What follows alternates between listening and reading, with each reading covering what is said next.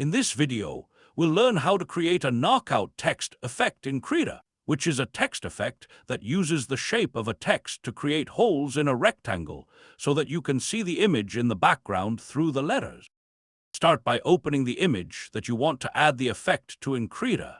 In this video, I'm using a fill layer with a multi-grid pattern, but normally you would use a photo for the background.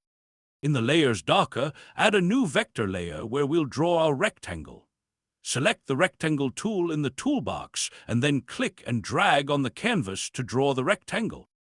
To change the properties of the rectangle, select the Select Shapes tool in the toolbox, then click on the rectangle on the canvas.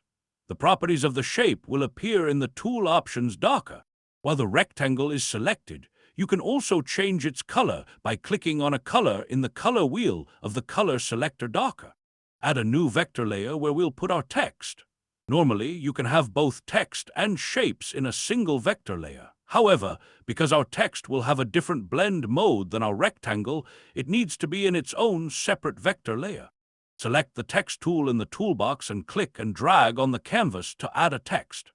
We are doing this tutorial using Krita's built-in text tool and vector layers, but if you want to use a text you made in Inkscape, for example, you can simply export it as PNG, and the same technique will work with a paint layer or a file layer. After placing the text on the canvas, go to the Layers docker and change its blend mode from Normal to Erase.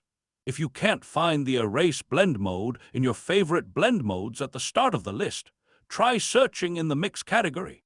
This blend mode will turn the layer into an eraser, erasing the pixels of the composite under it by subtracting its alpha from the composite's alpha.